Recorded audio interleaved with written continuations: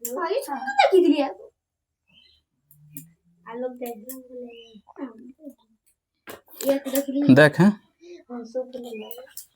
एही वर्ष आमर अनुसंधानकारी दुस्साहसिक कार्य सूक्ष्म जीवाणु ठारू आरंभ करी ग्रह मानक स्थिति पर्यंत नहीं जीव जहाँ को आम एड़ाई पारिबा नहीं माने एही वर्ष जहाँ जहाँ पढ़ा हेबु सेटा सब कहिछि। तापरे बलर एक क्षुद्र कणिकार परीक्षार आम यह आरंभ करवा जो बल कौच आम कौन जलर जल गोटे छोट कणिका छोट कणिकार आरंभ करवा आउ कौन हम ना आम सहित गभीर भाव में जड़ित किंतु अदृश्य सूक्ष्म जीव मानक एक लुकायित दुनिया को उन्मोचन करवा। एमानक मध्यरु किछि अदृश्य जीव जहाँ आमको आमर खाद्य हजम करबा औषध साहाय्य करे एवं अन्य गुड़िक क्षतिकारक हो पारे जहाँ रोग संक्रमण सृष्टि करि पारे। ताले किछि आमर उपकारी जीव आउ किछि औपकारी क्षतिकारक जीव तांको मध्यरे सेगुड़िक विषय पढ़िबा। किंतु सुस्थ रहिया पई आम शरीर निर्मित कौन आवश्यक आम यही संक्रमण सहित किपरि लड़ी पारिबा। पुष्टिकर खाद्य व्यायाम औषध एवं टीका आमको सुस्थ रखिबा सहित संक्रमण रक्षा करिबारे किपरि साहाय्य करे ताहा आमे जानिबा। किंतु यह आरंभ मात्र आजिर दुनियार विज्ञान आमर जीवन को उन्नत करिबारे एक प्रमुख भूमिका ग्रहण करिछि हला उन्नत करिबारे गोटे प्रमुख भूमिका ग्रहण करिछि। तापर देख उदाहरण स्वरूप आमे आमर जीवन को सहज करिया पई अनेक उपाय विद्युत को व्यवहार करूँ। वैद्युतिक तापन आमको उष्म रखिबारे साहाय्य करिबा समय रे तार चुंबकीय प्रभाव मोटर और जंत्रपाति गुड़ी कार्य करिबारे साहाय्य मध्य करिथाय हला। तापर देख यही घटना गुड़िक मौलिक भाव में बल उपर निर्भर करे तेणु विद्युत शक्तिर कार्यकारिता को अनुध्यान करिया परे आमे यही बल समूह को निजे अध्ययन करने को अग्रसर हेबा। यही बल वस्तु गुड़िकर गति वृद्धि करे मंथर करिपारे किंबा दिग परिवर्तन मध्य करिपारे। आमर मौलिक भाव में जो बल आवश्यक करा जाए हैला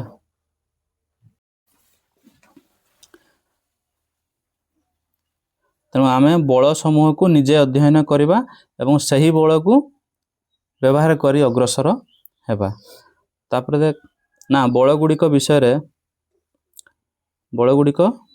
बुझिबा फल ऊपर को फिंगा जाइथिबा एक बल कहीं तल को फेरी आसे किंबा ब्रेक लगाइले एक तार कहीं अटकी जाए एक कार कहीं अटकी जाए ताहा सहजरे व्याख्या करी हुए। तेणु ये विज्ञान विषय जानले ही ये सब विषय व्याख्या करी हबो। तापर यह आमको ताप संबंधी धारणा को बुझाई दिए जे एक वस्तुर पृष्ठ उपरे बल किपरि विस्तारित होई प्रयुक्त हुए। बल एवं ताप संबंध रे यही धारणा मध्य वायु किपरि गति करे ताहा बुझाइबारे साहाय्य करे। तापरे चापरे अल्प पार्थक्य मध्य किपरि मृदु पवन किंबा एक बृहत पार्थक्य किपरि घूर्णी बात्या सृष्टि करि पारे ताहा हमें जानिबा को पाऊ हैला। छोट छोट ताप जो जगह ताप तैयारी हेतिबो आमर जो तापमात्रा अधिका थिबो से कौन हम सी सेठू वायुटा अन्य जगह को जीव तो सही भाव मृदु पवन ता सहित केमती घूर्णी बात्या हुए बिजुली घड़घड़ी सहित घूर्णी बात्या हुए से सब विषय मध्य पढ़िबा। तापर देख चित्र देछि ना प्रथम चित्रटा देख हैला आमर यही बल घूर्णिझड़ परी प्राकृतिक घटना सह संपृक्त जार प्रभाव कृषि और आमर सुरक्षा भली दैनंदिन जीवन उपरे पड़ी थाए। तापरे वायु किपरि चाप सृष्टि करि पारे किंबा काहे कि एक निर्दिष्ट तापमात्रा रे पानी फुटे यह ठीक भाव में बुझाइबा को हेले आमे देखिबा आवश्यक जे से माने किपरि गति करंती। आमर जो कणिका गुड़िक जल मध्य जो कणिका गुड़िक से माने परस्पर मध्य किपरि गति करंती तेणु सेगुड़ा विषय मध्य देखिबा। आम चारिपाखरे थिबा पदार्थ गुड़ी को वर्गीकरण करने विज्ञान एक गुरुत्वपूर्ण वैशिष्ट्य। पदार्थ गुड़ी को यथाक्रमे मौलिक जोटा कि विशुद्ध पदार्थ मान से किसी मिसी नथिबो तापर यौगिक दुई किंबा अधिक उपादान जहाँ एकत्र बांधी होई रहिथिबो एवं मिश्रण उत्पादन गुड़ी को ଭୌତିକ ଭାବରେ ପୃଥକ କରାଯାଇ ପାରିବ। ପ୍ରକାରରେ ମଧ୍ୟ ବର୍ଗୀକରଣ କରାଯାଇ ପାରିବ। କ'ଣ କ'ଣ ସେଇଟା? ତିନିଟା ଜିନିଷ। ଗୋଟେ ହେଉଛି ମୌଳିକ, ଆଉ ଗୋଟେ ହେଲା ଯୌଗିକ, ଆଉ ଗୋଟେ ହେଲା ମିଶ୍ରଣ। ଏଇଟା ସପ୍ତମ ଶ୍ରେଣୀରେ ପଢ଼ିଛୁ। ତାପରେ ହେଉଛି କଣିକା ଗୁଡ଼ିକ କିପରି ଏକାଠି ହୁଅନ୍ତି କିମ୍ବା ମିଶ୍ରଣ କିପରି ହୁଏ ଜାଣିବା ପରେ ଆମେ ଦ୍ରବଣ ଗୁଡ଼ିକୁ ବୁଝିପାରିବା। ଉଦାହରଣ ସ୍ୱରୂପ ଚିନି କିପରି ଚାରେ ଦ୍ରବୀଭୂତ ହୋଇ ଏହାକୁ ମିଠା କରିଥାଏ, ସେ ବିଷୟରେ ମଧ୍ୟ ଜାଣିହେବ। କାହିଁକିନା ଚିନିର କଣିକା ଗୁଡ଼ିକ ଯାଇକି କେଉଁଠି ଜଳ କଣିକାରେ ମିଶିଯାଏ। ତାପରେ କଣିକା ଏବଂ ମିଶ୍ରଣ ଜଗତକୁ ଆମେ କଣିକା ଏବଂ ମିଶ୍ରଣ ଜଗତରୁ ଆମେ ଆଲୋକ ଜଗତକୁ ଯିବା। ଆମେ ପଢ଼ିବା ଯେ ଆଲୋକ ରଶ୍ମି କିପରି ସମତଳ ଏବଂ ବକ୍ର ଦର୍ପଣରୁ ପ୍ରତିଫଳିତ ହୁଏ ଏବଂ ଲେନ୍ସ ମଧ୍ୟ ଦେଇ ଯିବା ସମୟରେ ଏହାର ଗତିପଥରୁ ବଙ୍କେଇଯାଏ। ଏହା ଆମ ଚାରିପାଖରେ ଥିବା ଅନେକ ବାୟୁର କାର୍ଯ୍ୟକୁ ବୁଝିବାରେ ସାହାଯ୍ୟ କରେ। ଏକ ଚକଚକିଆ ଧାତୁ ଚାମଚରେ ଏକ ପ୍ରତିଛବି ଦେଖିବା ବେଳେ କ'ଣ ଘଟେ କିମ୍ବା ଚଷମା ଦ୍ୱାରା ଅନେକ କିପରି ସ୍ପଷ୍ଟ ଭାବରେ ଦେଖିପାରନ୍ତି ତାହା ଜାଣିବାରେ ଆଲୋକର ଏହି ଦିଗ ପରିବର୍ତ୍ତନ ପ୍ରକ୍ରିୟା ସାହାଯ୍ୟ କରେ। କେବଳ ଏହି ଚିକ୍କଣ ଦର୍ପଣ ଆଲୋକକୁ ପ୍ରତିଫଳିତ କରେ ନାହିଁ, ବରଂ ଆମ ଅମସୃଣ ଏପରିକି ଚନ୍ଦ୍ରପୃଷ୍ଠ ମଧ୍ୟ ଆଲୋକକୁ ପ୍ରତିଫଳିତ କରେ। ପୃଥିବୀ, ଚନ୍ଦ୍ର ଏବଂ ସୂର୍ଯ୍ୟର ଆପେକ୍ଷିକ ସ୍ଥିତି ଉପରେ ନିର୍ଭର କରି ପ୍ରତ୍ୟେକ ରାତିରେ ଚନ୍ଦ୍ରର କିଛି ଭିନ୍ନ ଅଂଶ ଆଲୋକିତ ହୁଏ, ଯାହା ଆକାଶରେ ଆମେ ଦେଖୁଥିବା ସୁନ୍ଦର ଚନ୍ଦ୍ରକଳା ସୃଷ୍ଟି କରିଥାଏ। ଆମର ଯେଉଁ ଶୁକ୍ଳ ପକ୍ଷ ଆଉ କୃଷ୍ଣ ପକ୍ଷ କେମିତି ହୁଏ? ଶୁକ୍ଳ ପକ୍ଷ ଯେତେବେଳେ ପୂର୍ଣ୍ଣିମା ଆଡ଼କୁ ଯାଏ, କୃଷ୍ଣ ପକ୍ଷ ଯେତେବେଳେ କଳା ଆଡ଼କୁ ଯାଏ, ମାନେ ଅମାବାସ୍ୟା ଆଡ଼କୁ। ତେଣୁ ସେ ବିଷୟରେ ଜାଣିବା। ତାପରେ ଆଉ କ'ଣ ଜାଣିବା ନା ଆମର ଗୋଟେ ମସୃଣ ପୃଷ୍ଠ, ଆମର ଯେଉଁ ଆଇନା, ସେଠି ଆଲୋକ କିପରି ପ୍ରତିଫଳିତ ହେଉଛି ସେଟା ଜାଣିବା। ତା ସହିତ ଲେନ୍ସ ମାଧ୍ୟମରେ ସେ କେମିତି ଯାଉଛି ହେଲା। ଲେନ୍ସରେ 7ଟା ମାନେ ଯେଉଁ ରଙ୍ଗ ଗୁଡ଼ିକ କିପରି ଯାଏ, ଧଳା ରଙ୍ଗଟି ଗଲା ପରେ ସେ ସବୁ ଭାଗ ହେଇଯିବ, ସେ ବିଷୟରେ ମଧ୍ୟ ପଢ଼ିବା। ତାପରେ ଚନ୍ଦ୍ରକଳାର ହ୍ରାସ ବୃଦ୍ଧି ଦେଖିବା ପରେ ମଣିଷ ପ୍ରଥମେ କ୍ୟାଲେଣ୍ଡର ତିଆରି କରିବାରେ ସକ୍ଷମ ହୋଇପାରିଲା। ସୂର୍ଯ୍ୟାସ୍ତ ଏବଂ ଚନ୍ଦ୍ରକଳାକୁ ଧ୍ୟାନର ସହ ପର୍ଯ୍ୟବେକ୍ଷଣ କରି ବିଭିନ୍ନ କ୍ୟାଲେଣ୍ଡର ସୃଷ୍ଟି ହେଲା। ଆମ ଗ୍ରହରେ ଥିବା ବସ୍ତୁଗୁଡ଼ିକର ଗତି ସହିତ ପୃଥିବୀରେ ଆମର ଦିନଚର୍ଯ୍ୟା ନିର୍ଣ୍ଣୟ କରିଥିବା କ୍ୟାଲେଣ୍ଡର ପ୍ରସ୍ତୁତ ହୋଇଛି। ଏହା କ'ଣ ଆକର୍ଷଣୀୟ ନୁହେଁ କି? ତାହେଲେ ଚନ୍ଦ୍ରକଳାର ହ୍ରାସ ବୃଦ୍ଧିକୁ ଦେଖି କ'ଣ ଗୋଟେ କ୍ୟାଲେଣ୍ଡର ତିଆରି ହେଲା। ତାପରେ କିନ୍ତୁ କ୍ୟାଲେଣ୍ଡର କେବଳ ସୂର୍ଯ୍ୟ ଏକ ଚନ୍ଦ୍ରର ପ୍ରତିନିଧି ସହିତ ଜଡ଼ିତ ନୁହେଁ। କିନ୍ତୁ କ୍ୟାଲେଣ୍ଡର କେବଳ ସୂର୍ଯ୍ୟ ଏବଂ ଚନ୍ଦ୍ରର ଗତିବିଧି ସହିତ ଜଡ଼ିତ ନୁହେଁ ଆମର ଯେଉଁ କ୍ୟାଲେଣ୍ଡରଟା। ଆଉ କ'ଣ ତାହେଲେ ନା ପୃଥିବୀରେ ପ୍ରାଣୀ ଏବଂ ସେମାନଙ୍କର ପରିବେଶ ମଧ୍ୟରେ ଆଶ୍ଚର୍ଯ୍ୟଜନକ ଏବଂ ଜଟିଳ ସମ୍ପର୍କ ରହିଛି। ଛୋଟ କୀଟପତଙ୍ଗ ଠାରୁ ଆରମ୍ଭ କରି ବଡ଼ ତିମି ପର୍ଯ୍ୟନ୍ତ, ଛୋଟ ଘାସ ଠାରୁ ଆରମ୍ଭ କରି ମହାଦ୍ରୁମ ପର୍ଯ୍ୟନ୍ତ ପ୍ରତ୍ୟେକ ଜୀବ ଆମ ଗ୍ରହରେ ପରିସଂସ୍ଥା ଗଠନ କରୁଥିବା ବାୟୁ, ଜଳ, ସୂର୍ଯ୍ୟକିରଣ ଏବଂ ଅନ୍ୟାନ୍ୟ ଜୀବ ଉପରେ ନିର୍ଭର କରନ୍ତି। ପରିସଂସ୍ଥା ମାନେ ସବୁ ପଶୁପକ୍ଷୀ ଯେଉଁ ମିଶିକି ଯେଉଁ ତାଙ୍କ ମଧ୍ୟରେ ଯେଉଁ ସନ୍ତୁଳନ ରକ୍ଷା ହୁଏ ସେଇଟା କୁହାଯାଏ ପରିସଂସ୍ଥା। ତାପରେ ଏହି ବହିର ଶେଷ ଅଧ୍ୟାୟର ଆମେ ପୃଥିବୀକୁ ଜୀବନ ଉପଯୋଗୀ କରୁଥିବା କାରଣ ଗୁଡ଼ିକ ଏକାଠି କରି ବୁଝିପାରିବା ଯେ ପୃଥିବୀ ଜୀବ ରହିବା ପାଇଁ କାହିଁକି ଉପଯୁକ୍ତ। ଆମେ ଯେଉଁ ପୃଥିବୀରେ ରହୁଛୁ ସେଇଟା ଜୀବ ରହିବା ପାଇଁ କାହିଁକି ଉପଯୁକ୍ତ ଏବଂ ଏହାର ଗ୍ରହ ବର୍ତ୍ତମାନ ସମ୍ମୁଖୀନ ହେଉଥିବା ଗୁରୁତ୍ୱପୂର୍ଣ୍ଣ ଆହ୍ୱାନ ଗୁଡ଼ିକୁ ଚିହ୍ନିବା ପାଇଁ ଚେଷ୍ଟା କରିବା। ତାପରେ ଦେଖିବା ଏହି ଅତି ଗୁରୁତ୍ୱପୂର୍ଣ୍ଣ କଥା ହେଉଛି ପୃଥିବୀ ସୂର୍ଯ୍ୟଠାରୁ ନିର୍ଦ୍ଦିଷ୍ଟ ଦୂରତାରେ ଅବସ୍ଥିତ, ଯେଉଁଠାରେ ପାଣି ତରଳ ଅବସ୍ଥାରେ ରହିଥାଏ ଏବଂ ଏହାର ଏକ ବାୟୁମଣ୍ଡଳ ଅଛି, ଯାହା ଆମକୁ କ୍ଷତିକାରକ ଅତିବାଇଗଣୀ ରଶ୍ମିରୁ ରକ୍ଷା କରିବା ସହିତ ଆମର ଶ୍ୱାସକ୍ରିୟା ଏବଂ ଅମ୍ଳଜାନ ଯୋଗାଇଥାଏ। କିନ୍ତୁ ମାନବକୃତ କାର୍ଯ୍ୟ ଯୋଗୁଁ ପୃଥିବୀର ତାପମାତ୍ରାରେ ହେଉଥିବା ପରିବର୍ତ୍ତନ ଯୋଗୁଁ ଜଳବାୟୁ ସ୍ଥିତିକୁ ପ୍ରଭାବିତ କରି ଆମକୁ ବିପଜ୍ଜନକ ପରିସ୍ଥିତି ଆଡ଼କୁ ନେଇଯାଇପାରେ। ତ କିପରି ନେଉଛି ସେଟା ମଧ୍ୟ ପଢ଼ିବା। ତାପରେ ସମସ୍ତ ସମସ୍ୟା ଓ ଏଗୁଡ଼ିକର ସମ୍ଭାବ୍ୟ ସମାଧାନକୁ ମୂଳରେ ଆମେ ହିଁ ରହିଛୁ। ମଣିଷ ହିଁ ସବୁ ଅନର୍ଥର ମୂଳ ହେଲା। ଆମେ ହିଁ ପୃଥିବୀର ଜଳବାୟୁକୁ ପ୍ରଭାବିତ କରୁଛୁ। ଆମେ ମଧ୍ୟ ସେହି ପ୍ରାଣୀ ଯେଉଁମାନେ ଏହି ପରିବର୍ତ୍ତନ ଗୁଡ଼ିକୁ ବୁଝିବା ଏବଂ ଆମର କାର୍ଯ୍ୟଗୁଡ଼ିକୁ ପରିମାର୍ଜନା କରିବା ପାଇଁ ବିଜ୍ଞାନକୁ ଆଧାର କରିପାରିବା। ଏହା ଆମକୁ ହିଁ କରିବାକୁ ପଡ଼ିବ। ସେ ମଣିଷ ହିଁ ସୁଧାରିବ ଆଉ ସେ ମଣିଷ ହିଁ ସବୁ ନଷ୍ଟ କରୁଛି। ଯେଉଁ ବୈଜ୍ଞାନିକ ନୀତି ଗୁଡ଼ିକୁ ନେଇ ଆମେ ଆମର ଯାତ୍ରାକୁ ପରିଚାଳିତ କରୁଛୁ ସେଗୁଡ଼ିକ ହେଲା ପର୍ଯ୍ୟବେକ୍ଷଣ, ମାପନ, ପରୀକ୍ଷଣ।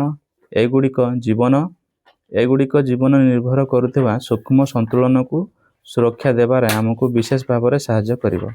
ଆଗାମୀ ଦିନରେ ଆହ୍ୱାନଗୁଡ଼ିକ ସର୍ବଦା ସହଜ ହୋଇନପାରେ। ଆମେ ଆଶା କରୁଛୁ ଯେ ତୁମମାନଙ୍କ ମଧ୍ୟରୁ କେତେକ ଏହି ଜିଜ୍ଞାସାକୁ ମାର୍ଗଦର୍ଶକ ଭାବରେ ଗ୍ରହଣ କରି ଏହି କଷ୍ଟକର ସମସ୍ୟାଗୁଡ଼ିକର ସମାଧାନ କରିବାକୁ ଚେଷ୍ଟା କରିବ ହେଲା। ତାପରେ ଜଣେ ବୈଜ୍ଞାନିକଙ୍କ ପରି ଚିନ୍ତା କରିବାରେ ତୁମକୁ ସାହାଯ୍ୟ କରିବାକୁ ଆସ ଆମେ ପ୍ରଥମ ପୃଷ୍ଠାରେ ପଚରା ଯାଉଥିବା ଏକ ପ୍ରଶ୍ନକୁ ଫେରିଯିବା। ଯେଉଁ ପ୍ରଥମ ଆଡ଼େ ପଚରାଯାଉଥିଲା ସେଇଟା କ'ଣ ପଚାରୁଥିଲା ନା ଆମେ ଜଳଖିଆ ଭାବରେ ଖାଇଥିବା ପୁରୀର ଗୋଟିଏ ପାର୍ଶ୍ୱ ଅନ୍ୟ ପାର୍ଶ୍ୱ ଅପେକ୍ଷା କାହିଁକି ପତଳା? ପ୍ରଥମତଃ ମନେ ରଖ ଯେ ବିଜ୍ଞାନ ସବୁଠାରେ ରହିଛି। ତୁମେ ସରଳ ପରୀକ୍ଷଣ କରିବା ପାଇଁ ଏକ ସୁନ୍ଦର ପ୍ରୟୋଗଶାଳାକୁ ଆବଶ୍ୟକ ନାହିଁ। ଘରେ ତୁମର ରୋଷେଇ ଘର ମଧ୍ୟ ପର୍ଯ୍ୟବେକ୍ଷଣ ଏବଂ ପ୍ରଶ୍ନ ପଚାରିବା ପାଇଁ ଏକ ସୁନ୍ଦର ସ୍ଥାନ।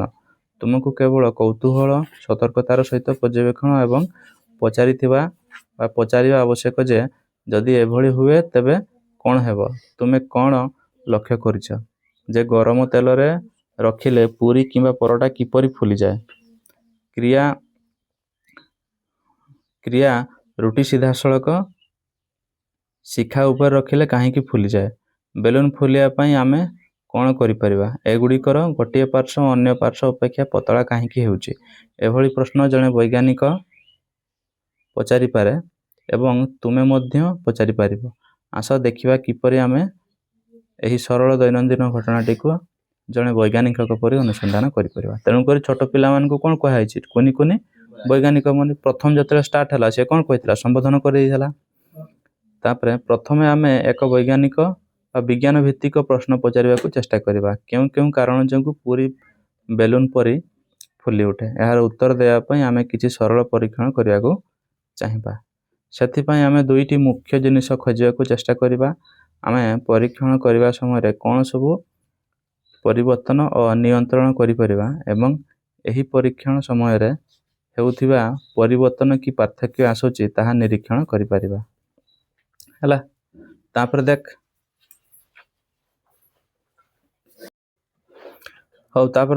ନା ଏହି କ୍ଷେତ୍ରରେ ଆମେ ବୋଧହୁଏ ଚକଟା ଯାଇଥିବା ଅଟାର ମୋଟେଇ ଏବଂ ଆକାର ପରିବର୍ତ୍ତନ କରିବା ବିଷୟରେ ଚିନ୍ତା କରିପାରିବା। ଆମେ ବିଭିନ୍ନ ପ୍ରକାରର ଚୂନା, ଅଟା, ମଇଦା ଇତ୍ୟାଦି ବ୍ୟବହାର କରିପାରିବା। ଛାଣିବା ସମୟରେ ଗରମ ତେଲର ତାପମାତ୍ରା ପରିବର୍ତ୍ତନ କରିପାରିବା, କିନ୍ତୁ ମଇଦା ଗୁଳାଗୁଡ଼ିକୁ ଏହି ତେଲ ଭିତରେ ବିଭିନ୍ନ ଉପାୟରେ ଯଥା ଲମ୍ବ ଭାବରେ କିମ୍ବା କରେଇର ଏକ ପାର୍ଶ୍ୱରୁ ଖସାଇ କିମ୍ବା ଧୀରେ ଧୀରେ ପକାଇ ପାରିବା। ଏହି ଉପାୟରେ ଆମେ ବିଭିନ୍ନ ଉପାୟରେ ନିୟନ୍ତ୍ରଣ କରିପାରିବା। ତାହେଲେ ସେ ସଲ୍ୟୁସନ୍ ଟିକେ ଟିକେ ଦେଉଛି। ତ ଏଠି ଖାଲି ପ୍ରଶ୍ନ ସେ ମାନେ କ'ଣ କ'ଣ କରିବା ସେଇଟା ସବୁ ଦେଇଛି, ୟାର ଆନ୍ସର ଲେଖିବା ଦରକାର ନାହିଁ ହେଲା। ତାପରେ ତଥାପି ପରିବର୍ତ୍ତନ ଗୁଡ଼ିକୁ ବୁଝିବା ପାଇଁ ଆମକୁ ଏହା ମଧ୍ୟ ଚିନ୍ତା କରିବାକୁ ପଡ଼ିବ ଯେ ଆମେ କ'ଣ କ'ଣ ପର୍ଯ୍ୟବେକ୍ଷଣ କରିପାରିବୁ କିମ୍ବା ମାପିପାରିବୁ। ଏଗୁଡ଼ିକ ମଧ୍ୟରୁ କିଛିର ଉତ୍ତର କେବଳ ହଁ ନା ହୋଇପାରେ। କେତେକ କ୍ଷେତ୍ରରେ ମାପିବା ପାଇଁ ଏକ ସଂଖ୍ୟା ଥାଇପାରେ। ହୁଏତ ଆମ ପୁରୀ ଫୁଲିଛି କି ନାହିଁ, ଯେଉଁଟାକି ହଁ କି ନା, କିମ୍ବା ଫୁଲିବାକୁ ଲାଗୁଥିବା ସମୟ କେତେ ସେକେଣ୍ଡ କେତେ ମିନିଟ୍ ମାପିପାରିବୁ। ଏହିଭଳି ପରୀକ୍ଷଣ ଆରମ୍ଭ କରିପାରିବା। ଆମେ ଦେଖିପାରିବା ଯେ ଅଟାର ଏକ ମୋଟା ସ୍ତର ଏବେ ବି ପୁରୀକୁ ପତଳା ପାର୍ଶ୍ୱ ଦେଉଛି କି ନାହିଁ। ଏହା ବ୍ୟତୀତ ଏପରି ପରୀକ୍ଷଣ କରିବା ସମୟରେ ଅନ୍ୟ ବ୍ୟବସ୍ଥାଗୁଡ଼ିକୁ ସମାନ ରଖି ଗୋଟିଏ ସମୟରେ କେବଳ ଗୋଟିଏ ଜିନିଷ ପରିବର୍ତ୍ତନ କରିବା ଭଲ। ଉଦାହରଣ ସ୍ୱରୂପ ଯଦି ଆମେ ଅତ୍ୟଧିକ ଗରମ ଏବଂ କମ୍ ଗରମ ଥିବା ତେଲରେ ପ୍ରଭାବ ଦେଖିବାକୁ ଚାହୁଁ ତେବେ ଆମେ ସମାନ ମୋଟେଇର ଅଟା ଗୁଳା ବ୍ୟବହାର କରିବା ଏବଂ ସେଗୁଡ଼ିକୁ ସମାନ ଭାବରେ ପକାଇବା। ପରୀକ୍ଷଣ କରିବା ସମୟରେ ତୁମେ ଯାହା ଦେଖୁଛ ଏବଂ ଅନୁଭବ କରୁଛ ତାହା ସବୁକିଛି ଲେଖି ରଖିବା ମଧ୍ୟ ଏକ ଭଲ ଅଭ୍ୟାସ। ରୋଷେଇ କଲାବେଳେ ତେଲ ବ୍ୟବହାର କଲେ ଗନ୍ଧ ବା ଧୂଆଁ ବାହାରିଲା କି? ଏହି ପରୀକ୍ଷଣରେ ଗୋଟିଏ ପର୍ଯ୍ୟାୟ କରିବା ପରେ ତୁମେ ଅଧିକ ପ୍ରଶ୍ନ ଭାବିପାର। ଜଳଖିଆର ପୁରୀଗୁଡ଼ିକ ସତେଜ କିମ୍ବା ବାସି ଅଟାରୁ ତିଆରି ହେଲେ ଭଲ ଫୁଲିଥାଏ। ଯଦି ମୁଁ ଛାଣିବା ପୂର୍ବରୁ ପୁରୀରେ ଏକ ଛିଦ୍ର କରିବି ତାହେଲେ କ'ଣ ହେବ? ତାହେଲେ ଯେଉଁ ଅଟାଟା ସାଙ୍ଗେ ଦଳି ଦିଅନ୍ତି, ଦଳିଲା ପରେ ସେଟାକୁ କିଛି ସମୟ ରଖିଦିଅନ୍ତି। ପୁରୀ ସବୁ ଦେଖିଛ ନା? ପୁରୀ କଲାବେଳେ ସେଟାକୁ କରିକି ହିଁ ସାଙ୍ଗେ ପୁରୀ କରନ୍ତି ନା, କିଛି ସମୟ ରଖିଦିଅନ୍ତି। ତାହେଲେ ରଖିଦେଲେ କି ହୁଏ? ସେ ଟିକେ ବାସି ହେଇଯାଏ। ତେଣୁ ବାସି ଅଟା ଯେଟା ସେଇଟା ଟିକେ ଭଲ ଫୁଲେ। ହେଲା, ସରିଲା। ତାପରେ ସରଳରୁ ଜଟିଳ ପର୍ଯ୍ୟନ୍ତ ସମସ୍ତ ବୈଜ୍ଞାନିକ ପରୀକ୍ଷଣ ଠିକ୍ ଏହିପରି କରାଯାଏ। ଏହା ହେଉଛି ବ୍ୟବସ୍ଥିତ ନିରୀକ୍ଷଣର ଚିନ୍ତାଧାରା ଏବଂ ତୁମେ ଜାଣିପାରିବ ଯେ ପୁରୀ ଫୁଲିବାର ଏହି ସରଳ ଦୈନନ୍ଦିନ ପରୀକ୍ଷଣ ମଧ୍ୟ ଆଜି ବୈଜ୍ଞାନିକମାନେ ସମ୍ପୂର୍ଣ୍ଣ ଭାବରେ ବୁଝି ନାହାନ୍ତି। ତେଣୁ ବୈଜ୍ଞାନିକମାନେ ମଧ୍ୟ ଏପର୍ଯ୍ୟନ୍ତ ଚଲେଇଛନ୍ତି ବୁଝିବା ପାଇଁ। ତେଣୁ ଏହା ପୁରୀର ଫୁଲା ହେଉ କିମ୍ବା ପୂର୍ଣ୍ଣିମା ଉପରେ ଚନ୍ଦ୍ରର ସଂକୁଚିତ ଉଜ୍ଜଳ ଅଂଶ ହେଉ, ତୁମର ସତର୍କ ନିରୀକ୍ଷଣ ହିଁ ସଠିକ୍ ମାର୍ଗଦର୍ଶନ କରାଇ ତୁମକୁ ବିଜ୍ଞାନର ଅନୁସନ୍ଧାନ ଜଗତରେ ଆଗେଇ ନେବ। ହେଲା, ତେଣୁ କେଉଁ ଜିନିଷଟାକୁ ଧରି ରଖିବା ଦରକାର? ସଠିକ୍ ମାର୍ଗଦର୍ଶନ ବା ସତର୍କ ନିରୀକ୍ଷଣ, ଧ୍ୟାନର ସହିତ ନିରୀକ୍ଷଣ। ହେଲା, ସେଇଟା ହେଉଛି ଧରି ରଖିଲେ ଯାଇକି କେଉଁଠି ବୈଜ୍ଞାନିକ ବା ସଠିକ୍ ମାର୍ଗଦର୍ଶନ ତୁମେ ପାଇପାରିବ। ହେଲା।